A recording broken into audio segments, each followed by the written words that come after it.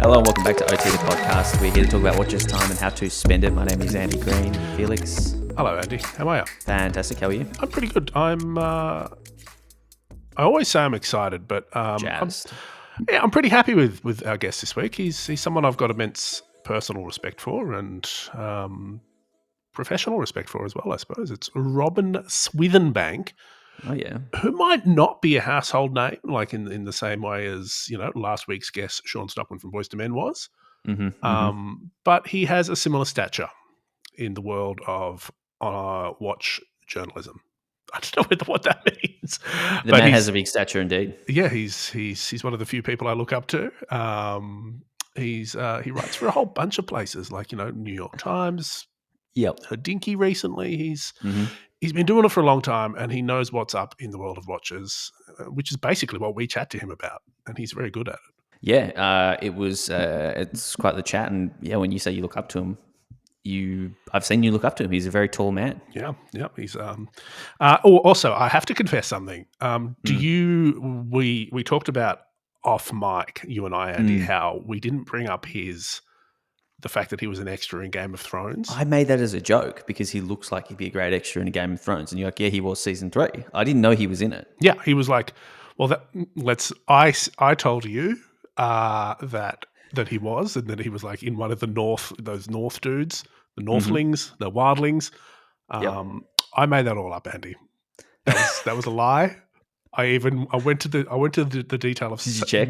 No, I messaged him and I said, "Hey, if Andy asks, just say you're in Game of Thrones." Really? Yeah. Just in case, like I was really ready to roll with it. Like I believed it. Like it's very plausible. So yeah, that's why we didn't talk about the fact that he was in Game of Thrones. Lockdown's getting to you, man. Lockdown's getting to you. But aside from creating up people's fictional extra-ring histories, and the resumes, I've been into some other stuff recently. Andy, I got a delivery. Tell me about it. I got a delivery the other day from our good friends at Bremont. A watch that I've been frothing about for a little while now. The MB Savannah, which is their latest take on the Martin Baker line. It's quite a watch. It's unique in several ways. 1, titanium case, a lot lighter. Sure. 2, it has some sort of sandy, olivey, khaki military colouring that is done with a tactical coating. Not quite sure what the tactical coating is, but I'm going to guess it's some sort of PVD ceramic situation. And it comes on a rubber strap in a matching. I like to think of it as caramilk. Yep. It's the Bremont Caramilk. Bremont Caramilk, yeah. Yeah, and I've been wearing it for a few days, and I'm going to be wearing it for a few more. But it's a nice watch. It's really cool. I've said it before. You're a sucker for the desert-inspired timepieces. Yeah, I am, and I've had this realised. I was chatting to a previous guest about this on DM, who also has this watch. I'm not sure I would go the full way to having like this on that strap with this particular style, because it is very military feeling. Like it's very, I'm there in the desert with a sniper rifle vibes, which, let's be honest, isn't me. It's very you. Yeah, maybe this is your lane. No, it's not. Like, so the other one I've got, the regular Bremont MB2, it's got a white dial. It's just like a big, chunky, sporty looking watch. Whereas this one is like, I served in Afghanistan. Like, that's the difference between these two watches. And I don't necessarily think I want to say I served in Afghanistan. You didn't? No, I didn't. Do you know what I mean? Like, does that make sense to you? It's a bit too army for me. A bit too tactical. Yeah, a bit too tactical. But I reckon if I change the strap, a lot of those issues will go away. Well, you love this, and you love the big pilot Mojave from RWC. Yeah. I think it's because of I just like the color. Maybe it's because I love caramel. Just like the caramel color. Yeah, you just like this sandy. I just like a mix of caramel chocolate and white chocolate. Anyway, what else has been going on?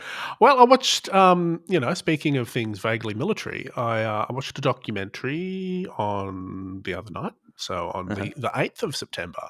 Sure. It would have been the 10th of September because I can't do American dates. called 9/11 Inside the President's War Room on Apple TV, which was a documentary released for the 20th anniversary of the 9/11 terrorist attacks on America.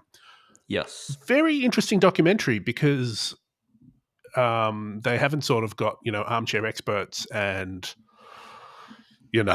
pundits and people that were vaguely involved. It's basically interviews with President Bush, his press secretary, Condoleezza Rice, like the people intimately involved on that day. And it's like it's a 12-hour like play-by-play of what happened. And it's fascinating, and it's, scary and interesting and all that sort of stuff. Well, Yeah. we'll have to check it out. Yeah, 9/11. It's still has a big impact in in the world. 20 years on. Well, on a lighter note, Felix, our 7 Friday auction ended just this morning. To give people a bit of insight into how far advanced we record, it ended this morning, which has been cool. I've been hanging on to that watch, as I sort of said in last week's episode. Spending some time with it. I'm not looking forward to letting go. I'd get some bids in, but I did get outbid at the last minute. So to be honest, I'm very happy you got outbid. I don't want to be rude. Me too. But great result. 5,000 Aussie dollars was the final bid on a watch that retails for just under $1,000 US. So yeah, thank you so much to the everyone that bid, and to the person that bid $5,000. That's tremendous, and it'll means a lot to us. I know it means a lot to them as well. To be able to support the cause. I had a quick chat with them. They're sort of a anonymous individual based out of Connecticut in the US who really wanted to support a good cause. It was sort of autism. Yeah, like I said, is very, very close to their heart. So yeah, pretty cool to see that happen and be a small part of it, Felix. Yeah. Look, I'm really happy. I'm glad we could have done it, and I'm glad we got a great result for Margaret's Voice and 7 Friday. Yeah, onwards and upwards. But is that the only watch you've been spending quality time with, Andy? No, well, I finally got my hands on the new Bamford London B347, the forged carbon mono pusher chronograph that they released a few weeks ago now. Bit late to the party on that one, aren't you, mate? Delivery was delayed. I'm not sure what happened, but I was very happy to finally receive tricky. the package. Post during COVID times, it's tricky. Yeah, sure. So that came, loved it. I'm a big fan of it. It's sort of to give you the quick summary, forged carbon over steel, so it's very, very light. And I was getting a lot of questions around like the lightweightness. The weight and the strap that it comes on. The case size itself is really quite nice. It's just a really cool watch, and for the money, which I think is around like 4,500 Aussie dollars, it's definitely under $5,000 for a forged carbon case. Aussie dollars, that's solid. Yeah, it's solid. It's a solid package. It's a really cool, comfortable, unique looking watch. Like, I don't think for $5,000 you can really compare it to too much. And I think it sort of is really helping the Bamford sort of brand establish its own sort of look and place in the market. That sort of 70s, 60s, a bit more angular stuff that was like the other. What was the other one that had the asymmetrical case? The previous model, the GMT. Yeah, that one. Yeah, interesting cases is what I think of when I think of Bamford's watches. Yeah, just really nice. So that's been a fun one, and then one watch I do want to talk to you about is a new release that came out. It's Gerard Perregaux Laureato done with Boucherat. Oh yeah. Yep. You seen this? I was in a Zoom where it was mentioned. He said cryptically, no, I did a GP, press Zoom, and they talked about this. So it's the Absolute Light watch. It's one of 18 pieces. So there's 18 in total. Yep. Skeleton dial, sapphire crystal case, titanium clasp and lugs, and then sort of like a rubber strap. Really, really cool. The price tag is not cool. It's $94,000 US, but pretty hot. Pretty hot, I got to say. And this is a conversation that's been bubbling away on the old OT Discord a little bit. We've sort of seen, over the last few years, the Vacheron Constantine Overseas, which was redone in 2016, and when it was announced, everyone was poo-pooing it and thought it was, a bit, try hard and overrated and all that sort of stuff. Now it is pretty hot. It's coming there. Is L'Oreal going to be next? And Piaget, are they the next to benefit from the 70s steel hype train? It'd be interesting to see. I wonder if these are sold out. It's been out for a few days now, but 18 at call it 100K is be a pretty impressive result for GP. Well, I mean, it's also Boucherer. So, I mean, Boucherer have, this is one of their Blue Dial series. And Boucherer is now Torno, I think, has been rebranded Boucherer in the States. Yes, to let them sell things. Well, I mean, they own it now. So, yeah. That's a huge network. And I'm sure, I'm sure they've got 18 true fans in their databases that would buy these. Yeah, help you get something else as well that you might also want. Yeah, I reckon good chance that they're moving pretty quickly. Yeah, well, fantastic. Well, I think we should probably stop talking our unexpert. I don't know what I'm saying. Unexpert take on watches, and let's listen to someone that really knows what they're on about. Should we call Robin? I think we should. Andy, today's guest is none other than Robin Swithinbank, who is a freelance journalist, an editor, and a consultant. He writes for the New York Times, the Financial Times, GQ, Rob Report, the Business of Fashion, Hodinkee, and more. On top of that, Andy, he is the founder and former editor of the most stylish London publication, The Jackal. He's the founder and former editorial director of creative agency FDR London and a former editor of Gentleman's Journal. He's been covering watches for over 20 years. He's also exceptionally charming, and it's our pleasure to have him on OT. Wow. Was that me you were talking about? I'm very kind. Thank you, Felix. Robin, the first question we have is, how did Robin Swithinbank become one of the most respected names in watch journalism? But I think your resume answers it. So welcome to the show. Goodness, being British, it's very hard to answer questions like that. I'd rather talk about someone else than myself. But there is a history story there, I suppose. I mean, I'm fortunate. I got involved in the watch industry in 2003. Just at the point where it was starting to become a force to be reckoned with. I started working for an agency that had a publication for the retailer Watches of Switzerland. Mm-hmm. And back in those days, there were so few watch publications. And we're talking, 5 years before the birth of Hodinkee, for starters. And there weren't really many people around who wrote about watches. There were some sort of senior types in the UK who looked after magazines like QP and forums like Time Zone. But beyond that, there really wasn't a huge amount of activity in the space. And I sort of fell into it, if I'm perfectly honest. I didn't set out to work on a watch magazine. I just joined an agency that happened to have one. And before I knew it, I was editing it. And then I started freelancing around the subject, and one thing led to another. Well, I think it's amazing that that you've stayed in the space. I mean, that's a very, from my point of view, that's a fairly common story of like, I worked at an ad agency, I had a client, and I soon worked out that watches weren't for me. But to stay there for 20 years is amazing. And most recently, I think, I've been seeing your name pop up over at the Business of Fashion and McKinsey's State of Fashion Watches and Jewelry Report, where you've been chatting to all sorts of senior executives from AP, Breitling, Seiko and Watchfinder. What are these guys concerned about in 2021? Yeah, I think the report outlines some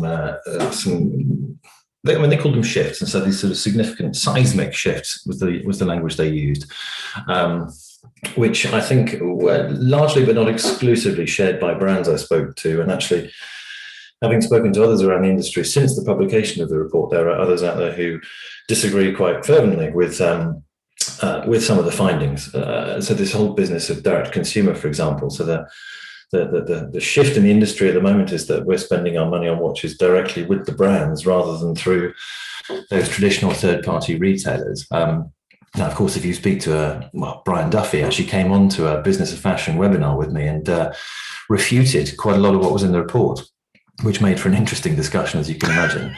But then I suppose he would. He's a third-party retailer. He doesn't want to believe that direct-to-consumer is the future. Whereas if you're Georges Kern, who I interviewed for the report, and indeed François-Henri Bonamiès at AP, both of them are moving quite rapidly towards a direct-to-consumer model. So I think AP is already at about 70%, and Breitling reckons it's going to be at about 50% within 5 years, maybe within 2 to 3. So I think that's a concern if you're a retailer, and no doubt there will be some independents out there who fall by the wayside as a consequence of direct consumer. I think a bigger concern, though, is about the sort of the impact of the decrease in volumes. Now, this doesn't matter so much if you're AP, because you're only ever making around 40-odd thousand watches a year, and your average price point is rocketing, so this isn't a problem for you. But if you're one of the mid-level, entry-level, mid-market brands, whatever term you want to use, if you're selling watches in between mechanical Swiss-made watches, let's stick with Swiss for the moment, but actually we can include Seiko in it as well for obvious reasons. If you're selling watches between kind of, let's use American dollars as the metric, sort of $750 through to $2,500, $3,000, then your volumes are under a huge amount of pressure at the moment. And we've seen from the FHS statistics, which you guys may be very familiar with as well, that the export volumes of Swiss watches over the last, I think it's over the last 7 or 8 years, have halved from around 28 million to around 14 million. And so that's 14 million Swiss watches which simply haven't been exported last year compared to 2014. That's a significant problem if you're at the lower end of the market. I find the DTC thing really interesting, so I might pick up a quick point on that, and then I think the export question is something in of itself. As you mentioned, a lot of brands are shifting towards that direct to consumer model. AP in particular, we're seeing brands reserving their hot pieces for boutique only to kind of help support that. What's your take on whether or not Rolex will kind of move to that model, and do you think they're too far gone? And Rolex is doing very well as it is, thank you very much. Rolex has 25% of the market, if you believe the Morgan Stanley reports. Yeah. And it's 100% wholesale. So it probably sees no need to invest heavily in CapEx and OpEx in order to establish a global boutique network that would just be a complete headache. I mean, why bother if you're Rolex? I think is probably the answer to that. Then at the other end of the spectrum, you look at Richard Mille, and they're now 100% retail. So there are two quite distinct ways of doing it, and those are two brands that are both making a lot of money selling watches by doing it very differently. So it's not that there's a one-size-fits-all model here. Yeah, I mean, I find it really interesting. I tend to agree with you. It's sort of the skeptic in me thinks, why on earth would you want all those headaches and all sort of tearing up a whole bunch of contracts? So I think it comes down to common sense. On the export front, though, you sort of mentioned that since 2014. Volumes, nearly halved in terms of actual units being exported. We've seen a lot of other, positive trends though in terms of, the prices, retail prices going up. We're seeing, far less of that sort of grey market behaviour that, that was pretty prevalent just a couple of years ago, where sort of brands or whoever would there was that legitimate grey market. So do you think that's negated? And do you think we're in a more positive position in terms of things like value retention and brand integrity? Depends who you are, doesn't it, really? I think if you're looking to get into the market for the first time, no, I think it's dreadful. It's a little bit like the housing market, isn't it? If you're a young guy, a young girl who's sort of who's maturing and deciding that they want to upgrade their Swatch or their Casio and stick something mechanical and a bit more timeless on their wrist, then you need to spend a heck of a lot more money relative to your income than you did once upon a time. And going back to that that magazine that I edited, Tempest was its name, back in 2003-04. I occasionally dip back into those because I still have them kicking around my study. And you could buy a Speedmaster for 1,300 quid. I mean, they're now sort of $4.5 grand or something like that. Yeah. Now, no one's salary has tripled in that time, but the cost of the watch has. So I think it's a negative if you're a consumer. I mean, if you're a brand and you're able to command a higher average price point, then you're doing good business.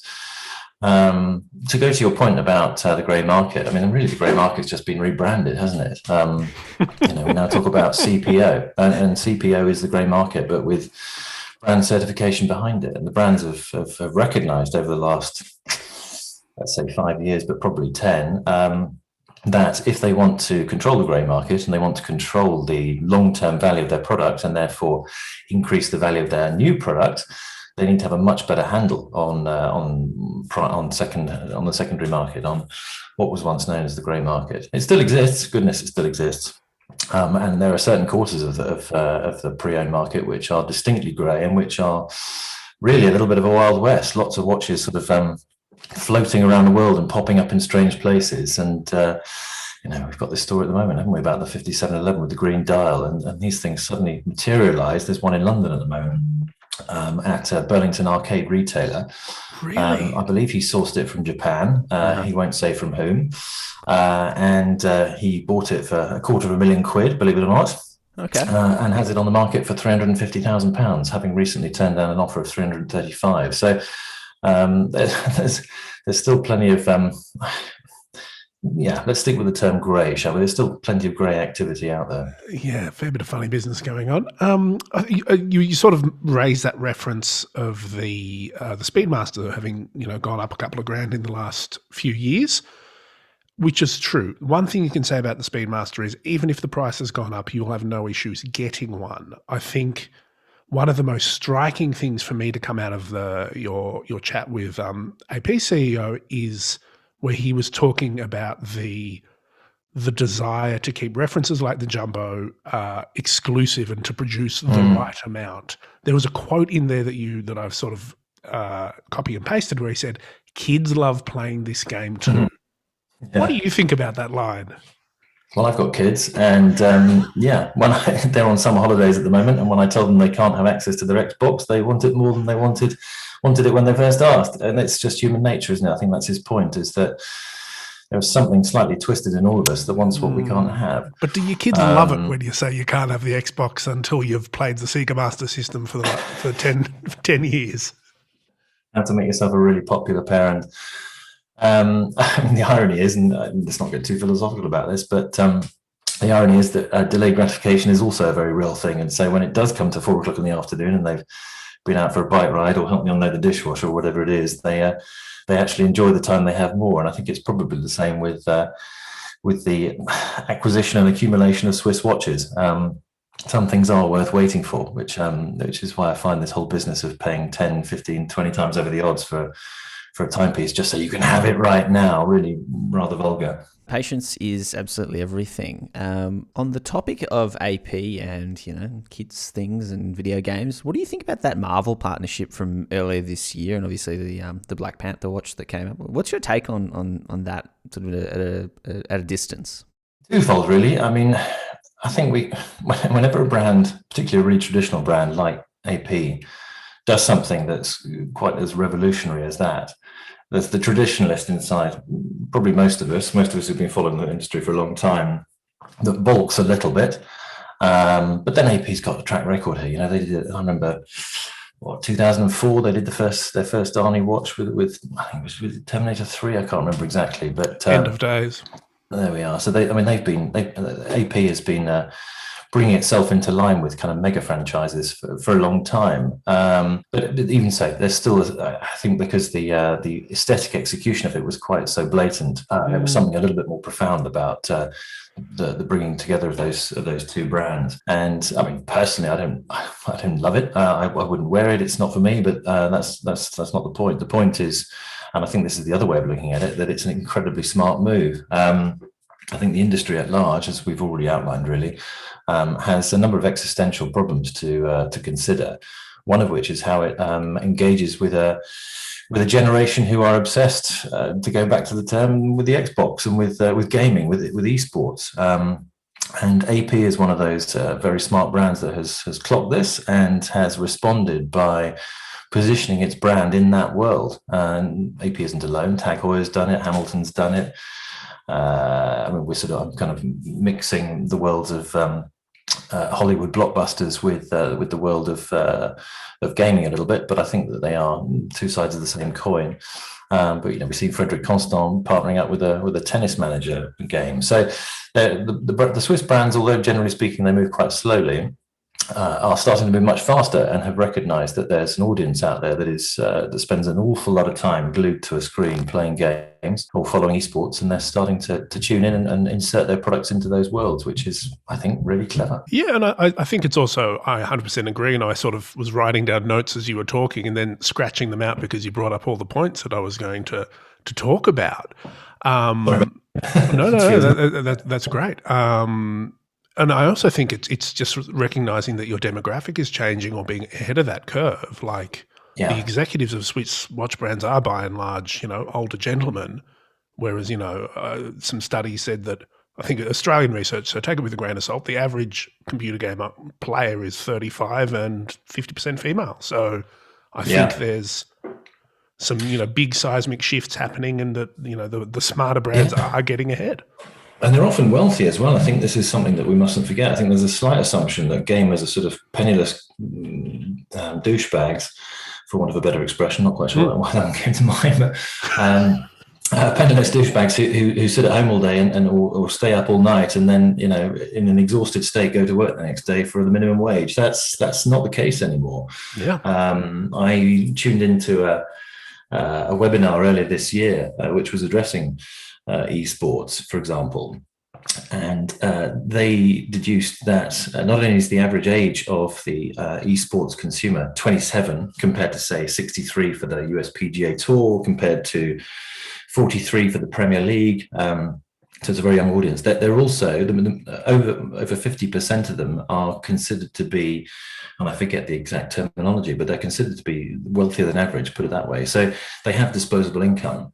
So if you're, and also that audience apparently now is growing to around 500 million. So 500 million people around the world are tuning into esports every year. So if you put all those things together, the average age, their wealth, and the quantity of them, then you'd have to say, as a Swiss watch brand, particularly if you're involved in sports timekeeping, you'd have to say you were daft not to get involved in that world. I think, 100%, correct, and it's something that Andy and I have chatted about before, and we'll chat about again, I'm sure. Maybe we can sort of put this down as one of the nascent trends for 2021.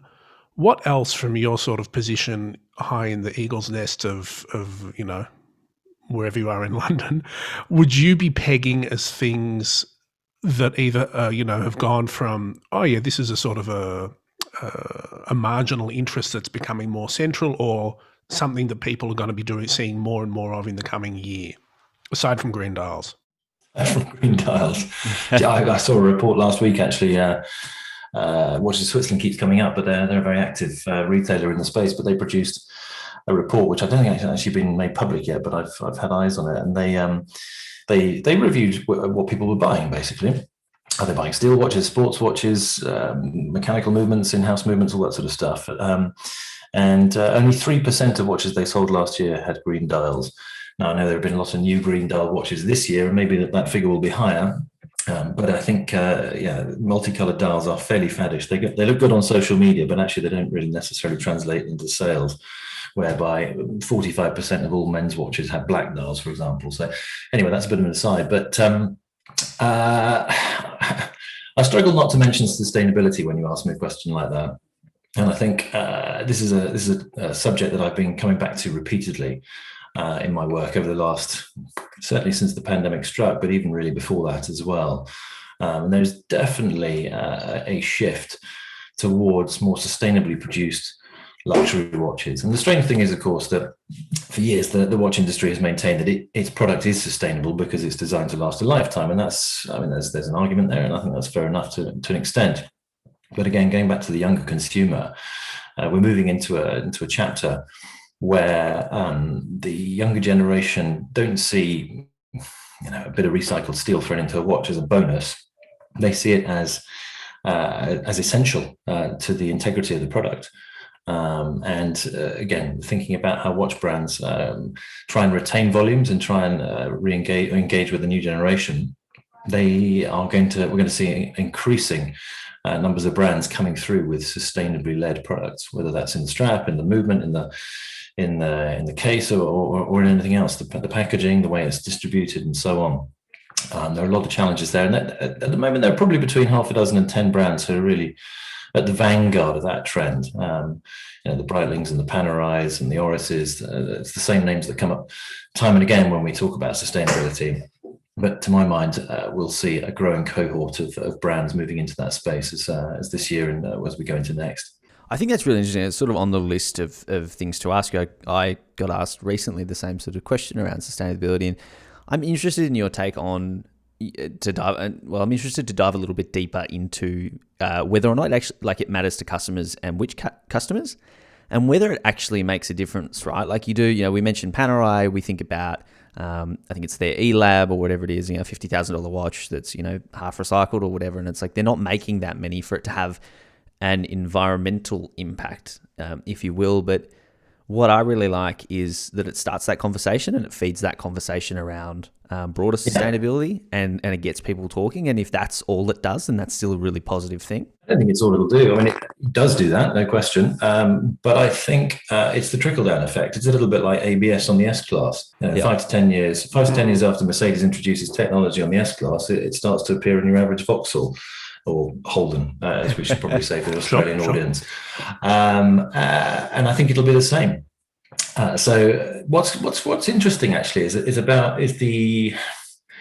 least the image that the brands are projecting of transparency and openness around sustainability. So if you talk to Patrick Prunier, for example, so Patrick, as many of your listeners will probably know, is the CEO of Ulysse Nardin and Girard Perregaux, and he has been working with oh goodness, I forgot the name of the French company, but they're producing these cases out of recycled fishing nets, and he insists that the technology that he's introducing into his watches is it's sort of open sourced, if you like. Anybody can have access to it. They're not being protective and secretive over it. Jean-Marc Pontruet at Panerai has said the same. He's worked with 10, 12, 13 different suppliers to try and deliver the E-Lab, which is 98.4% recycled. And if that's the case, and I think the proof will be in the pudding, we haven't seen it yet, but if that's the case, and these brands are willing to collaborate beyond their own borders and beyond the borders of the groups as well, it should be said, then we will start to see the trickle-down effect. But it's still incumbent upon brands who are outside those borders at the moment to say, okay, we want to invest in this as well. It might have a knock-on effect on our cost lines and therefore on the cost of the watch to the consumer. But we think it's important. We can see that there's a generation out there who are bothered by it and are making it a sort of core pillar of their decision-making process. I'd 100% agree with that. And I can sort of add a little bit to that as well, because I've just recently finished writing a feature on sustainable watches, which involved me getting deep in the weeds in Richemont and Swatch Group's sort of group corporate sustainability reports. And it's fascinating, so from the Richemont point of view, it's not a coincidence that that Cartier and Panerai are starting to talk about this. It's sort of it's in this report. It's their sort of 5-year strategy that they introduced 2 years ago, and this is tracking on that. But for me, the thing that I find really interesting is all the non-public facing stuff, like watch brands are developing waste taxonomies. They're sort of working on their supply chains and tightening up all that sort of side of it, which is important for a business, but maybe not a consumer, which I think is really good to see. But one thing that I find sort of slightly wry as well is that they're selling in the concept of, what do they call it, a circular economy. So acquiring Watchfinder for the Richemont Group is helping their sustainability. It's you're not putting waste out in there. That's reusing and selling it as a second life, which I found optimistic but good.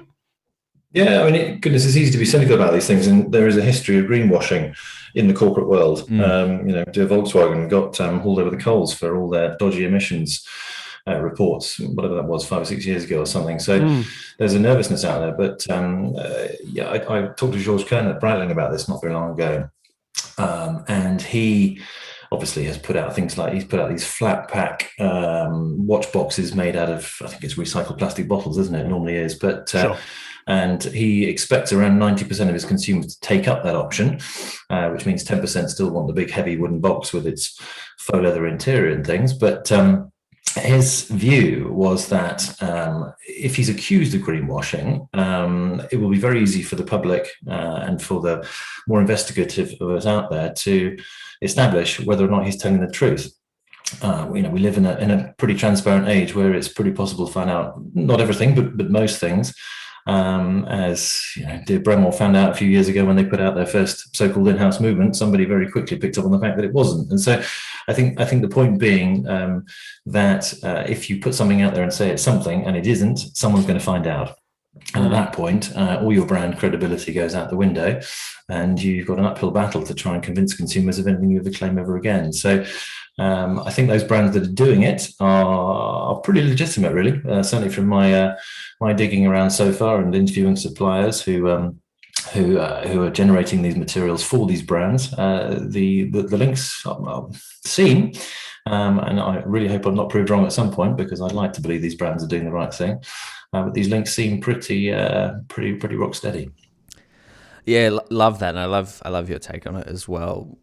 Just to add to that a little bit, and I wonder whether it falls under sustainability or the ethics of it all, or maybe corporate responsibility. But we're seeing a lot more cruelty-free watch straps coming out, right? Like Cartier with their apple leather. We're seeing vegan suedes. We're seeing sort of a shift away from shiny leather, animal leather-based straps. What's driving that, do you think? Much the same thing, really. I think as consumers, we're just a bit more conscious than we used to be. We're a bit more responsible in our decision making. And that's all to the good, as I think we're agreeing here. It creates quite a nice, cozy feeling to think that you sunk 5-10 grand into a product, and that along the way it hasn't done any harm to the environment, hasn't done any harm to any animals, and we can wear it, relatively speaking, guilt-free.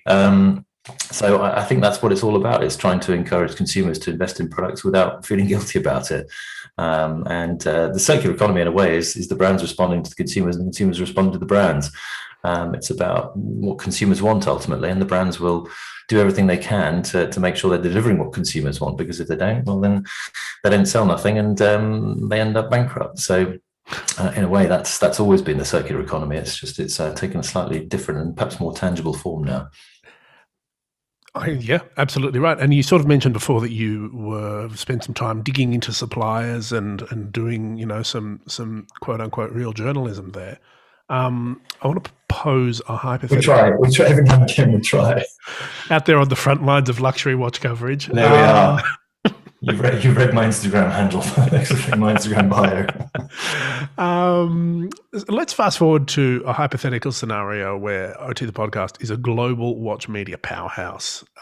We've just acquired Hodinkee. It's good days. We've got unlimited budget and an open scope and no deadline.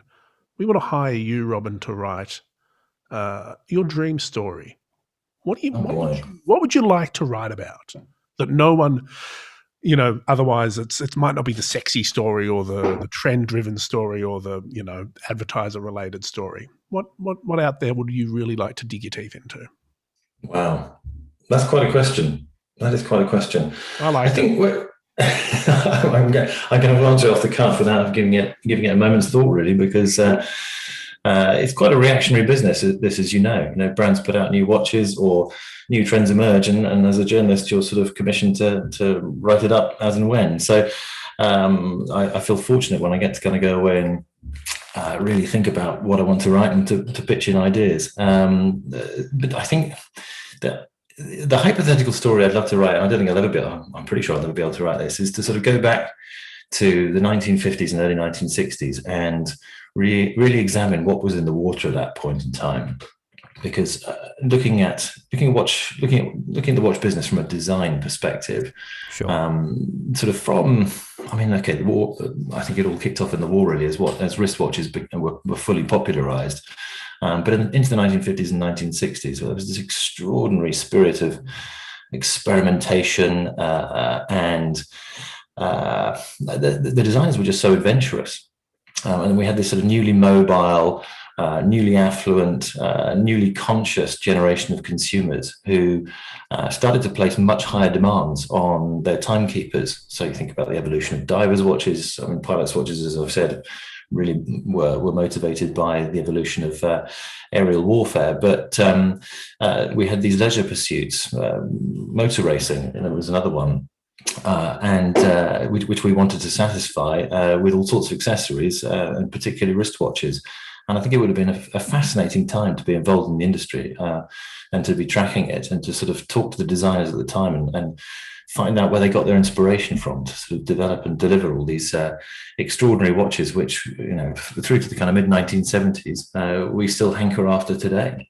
The icons of the watch industry were all penned between 1950 and 1980, I suppose, trickling through in the late 1970s. And so that sort of 30-year window where design almost peaked. That was sort of the apex of watch design.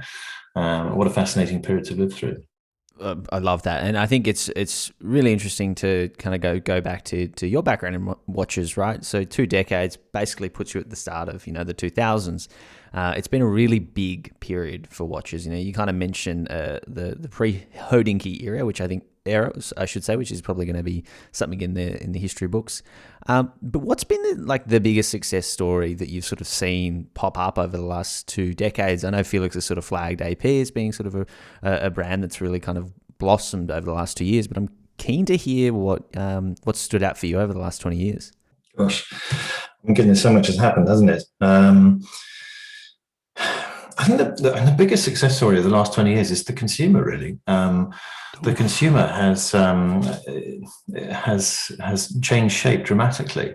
Just to go back to, when I first got into the business, I was, early 20s, 23, 24, something like that. And it wasn't really fashionable as somebody of that age to be interested in watches. It was very much, dare I say it, an old man's pursuit. And the business of collecting watches, the business of thinking about watches, the business of writing about them on a forum. This wasn't kids' play. This was for sort of grown-ups, people who sort of typically had the money. But also, of course, we have to remember that the 20 years prior to that, the Swiss watch industry, the luxury watch industry, had a pretty terrible time of it. So there'd been a sort of steep decline in interest in the industry, and then suddenly there was this steep uptick in interest in the industry. And so 20 years on from, roughly speaking, from when I got into the business, there are so many more people out there who know about watches now than there were.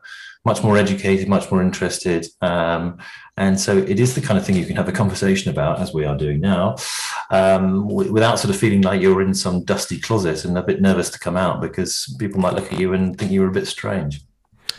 Yeah, that's absolutely correct. I always think Jack Forster uses a line where, when he started doing it, the watch magazines were next to the doll collecting and coin collecting. Yeah, exactly. In the specialist magazine shop, whereas, now it's pretty mainstream on Instagram, I'd say. Well, you mentioned I write for GQ, and it still astonishes me really that when you go onto certainly gq.co.uk, that watches is its own category before cars. Cars is in a drop-down menu of everything else. And that really gives you an indication of just how much more interest there is in the watch business than there used to be. I mean, it's still behind things like menswear when it comes to lifestyle, but it's climbed the ranks extraordinarily quickly. Yeah, sure. A question. So obviously it's been a sort of a very unusual time over the last few years. And I think some brands will sort of come out of COVID focused and, with greater clarity, and they will have accelerated timelines on, moving to e-commerce and all that sort of thing. What sort of brands will struggle to bounce back from this sort of pandemic and the economic implications of it? I think we've already identified the mid-market area as we talked about the mid-market squeeze in the Business of Fashion report. When you look at the FHS figures and you break them down, the decline in exports has come largely in that sector. Millions and millions and millions of watches that are not being made, not being exported, that there were pre-smartwatches. I think I talk with quite a lot of market research companies, and they're sort of very busy trying to identify exactly what it is that consumers want and how they're behaving. And it's very clear that experience is much more important now than even ownership. I mean, this has come through Generation Rent and the sort of panoply of subscription services that we all now have access to and that we all now consider normal. And bizarrely, that's sort of now transitioning into these sort of higher tariff items, this sort of hard luxury and cars and other areas of our life. I mean, who knows how far it goes, but where we don't own stuff, we just experience stuff. And I actually think that's a threat to the industry at large, not just to the sort of the mid-market brands. Because if you've got a consumer that doesn't really care to own whatever it is you're making, you've got a real threat to your bottom line. Obviously, Patek Philippe has underscored the entire industry for the last 25 years with its strapline. And the idea suddenly is that, yes, you might never actually own a Swiss watch at all because you'll just be prepared to rent it. And I think that's becoming that'll be one of the biggest shifts over the next 10 years or so, is away from ownership and towards subscription and rental. Which is a hard thing to it's a hard thing to get your head around when if you're like me and I'm in my early 40s and I sort of grew up aspiring to own stuff, and so it takes a little while to get your head around the idea, but it does seem to be coming. Well, what's your take on that? I mean, Patek in particular. I mean, I've certainly noticed since I've been sort of working in watches as well that it's dramatically harder to get things. Obviously, if you're going after the 5711, that's a model that's there to serve a specific purpose for the brand. But then you've got someone like, go back to the old Rolex discussion that does, a dozen different, steel sports models and a heap of professional models. And it's relatively difficult to get anything. And that, they're making hundreds of thousands of pieces a year. This is a hard question, but what's your take on what brands are doing? Because you can, I guess on the flip side is they make too much, and then secondary prices suffer, and then everyone gets upset and they don't want it. But who's really nailing the balance in terms of supply and demand? Oh, good question. Particularly as very few brands will talk openly about their volumes. We have to rely on the likes of Untitled and Morgan Stanley to have any idea at all. Although, again, lots of brands refute the numbers that those guys put out. But keep coming back to Breitling because I think Georges Kern is doing an extraordinary job there. I'm planning to interview him early next year ahead of the 5th anniversary of his appointment, because I think that brand has been transformed in the space of his headship.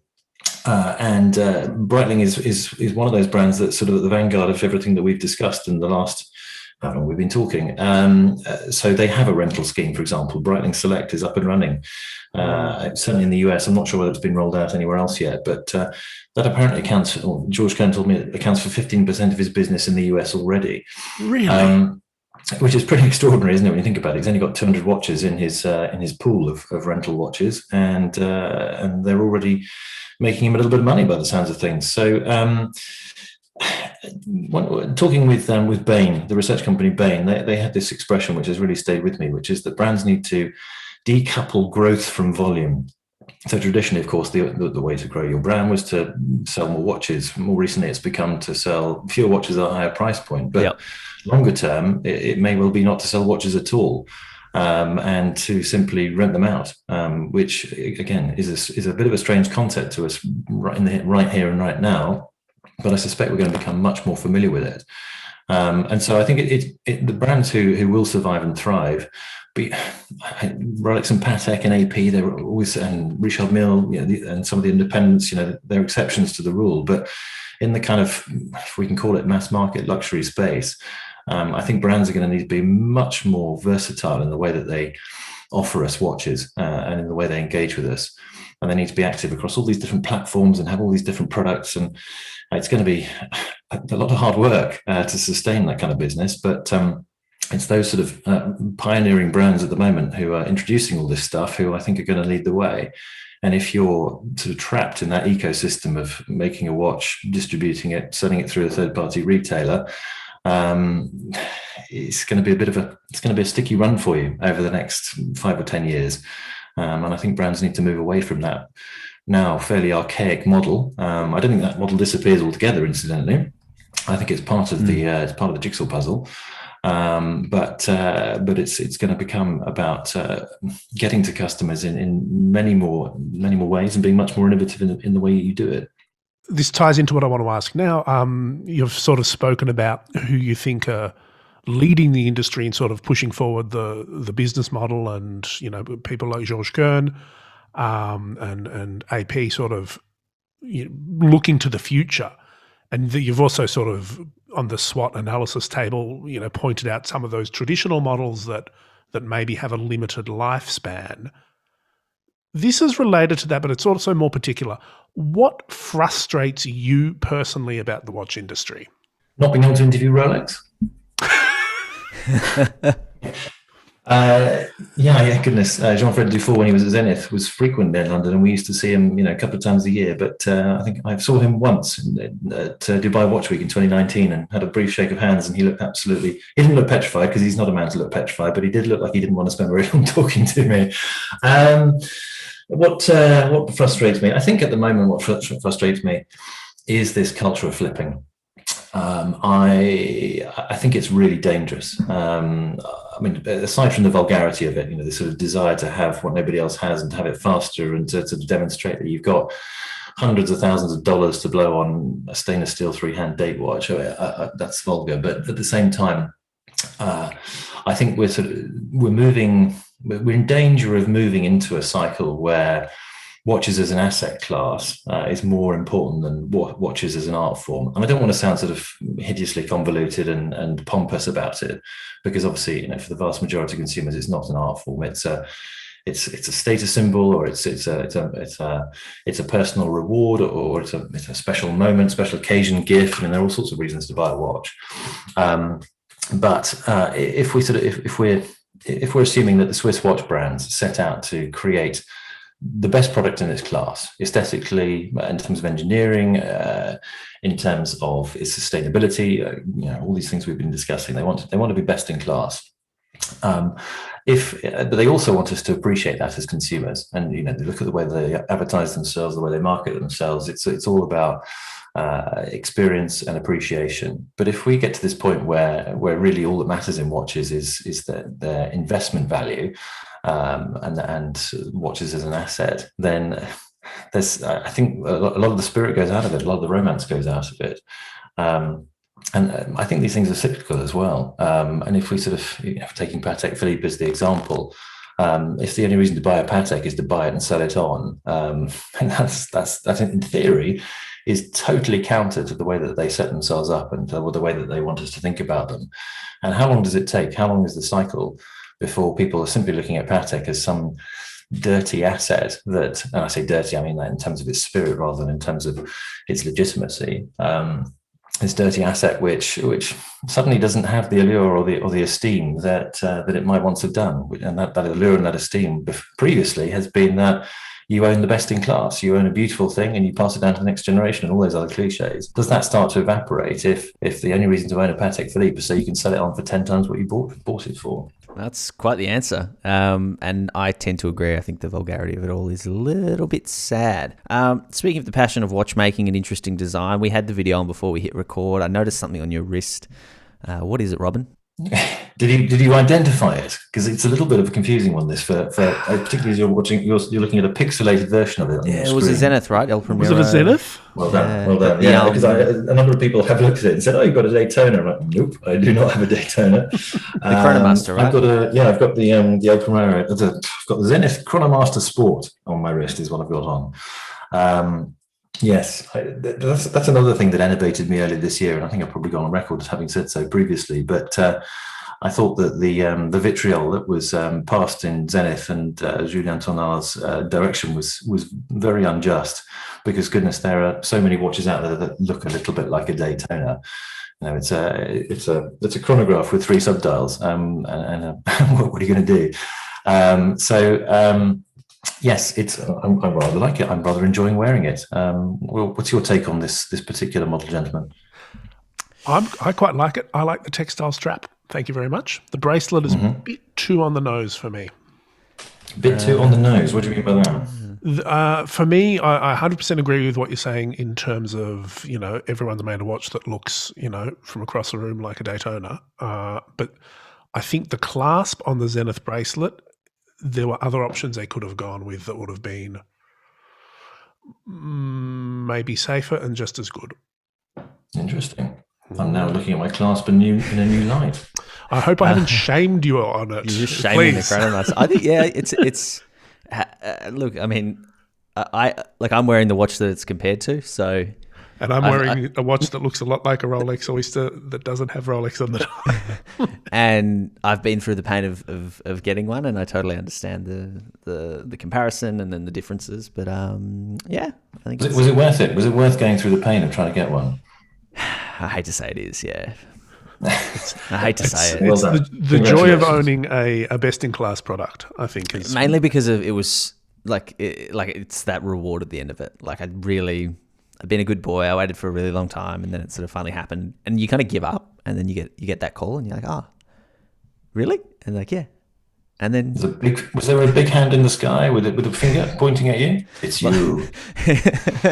Yeah, it was a light coming down, pouring down through the clouds, following me to the boutique. Oh, dearie me. Speaking of the Chronomaster Sport, though, that was a really strong, from a professional point of view for me, that was a great way to start the year, Robin, with a good release like that, something meaty to talk about. What else has stuck out of the masses watch-wise this year for you?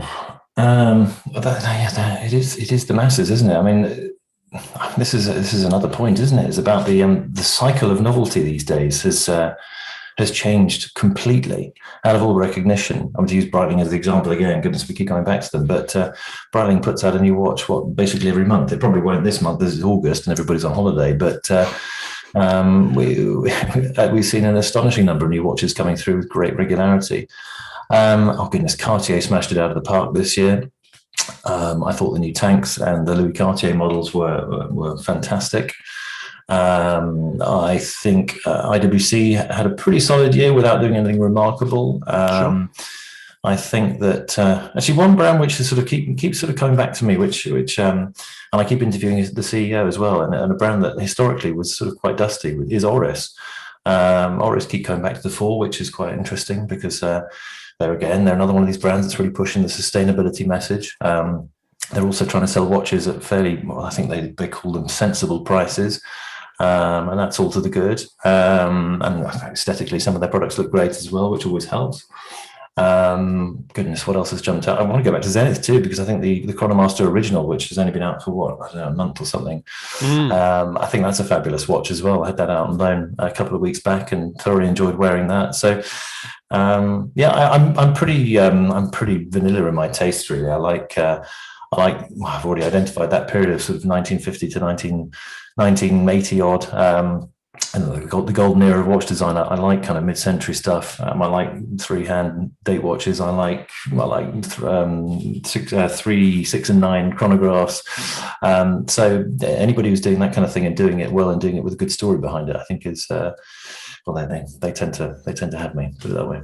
Tremendous. And I think you've just listed a couple of really solid recommendations for releases lately. How we wrap the show, Robin, which I'm sure you're aware, is we ask our guests to kind of give us some broader recommendations on things they've been listening to, reading, watching, whatever it is that they think that the listeners just might enjoy doing, maybe to help them kill some time. So what have you got for us? I have to recommend The Mayor of Easttown, which I suspect a lot of people already have seen, with Kate Winslet, who is one of my favourite people on the planet. I spent an entire 15 minutes with Kate Winslet once and was jealous, fully wooed. She was completely intoxicating. Couldn't have been an easier interviewee. Which I'm sure you guys have spent time with A-listers as well under the umbrella of the watch industry, and it's not always a straightforward business to get a decent answer out of them. And she was fabulous. But Mayor of Easttown is, I think, should scoop every award going. Her performance in it is simply remarkable. I think it's very unusual to watch an actor on screen and to be conscious both of the fact that they're acting, but also to be completely swept up in their performance.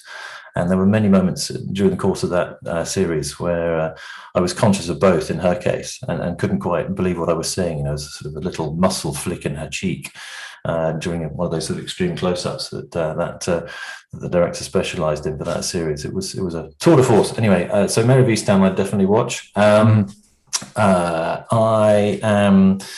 I think it's been one of those seasons where I'm going to stick with TV here, but it's been one of those seasons where watching TV that's sort of chicken soup for the brain has just been has been a core part of life, and it's been an essential.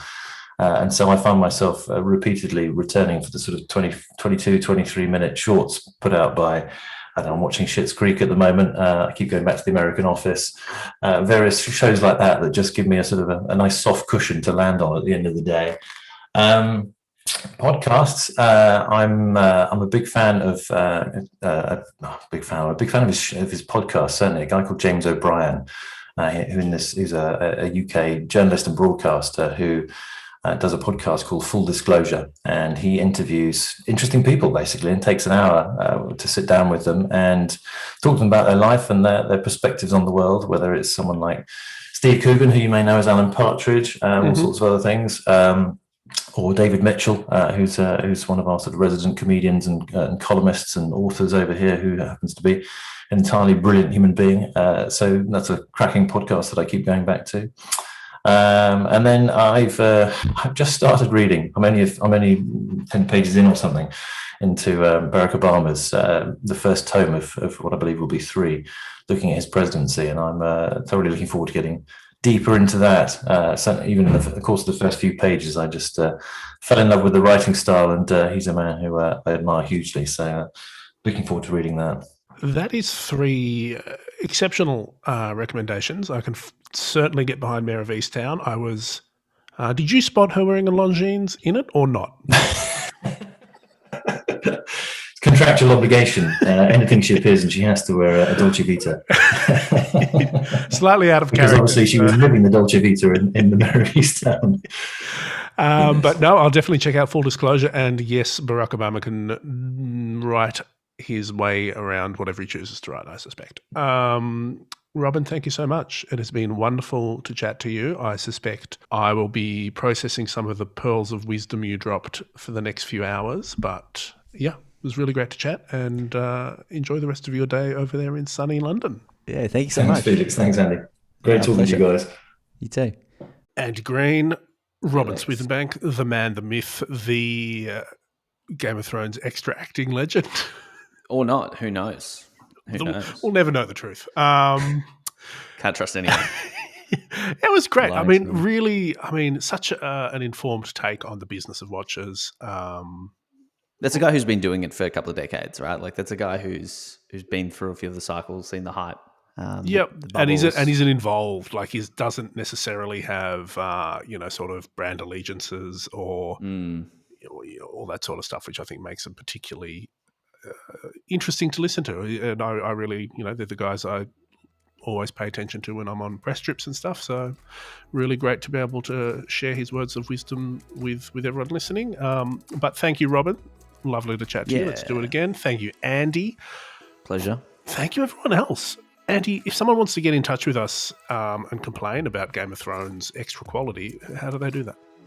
Probably your personal Instagram account, but if they want to email us, otthepodcast@gmail.com, or our Instagram is ot.podcast.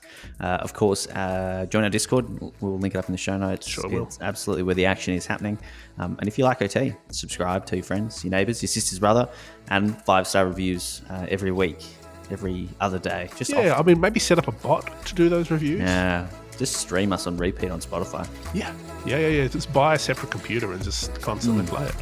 I got to go, Andy. I got a hot date with my kid and playing some Zelda. So I don't know. I've got some Game of Thrones to rewatch, season 3. See you, mate. See ya.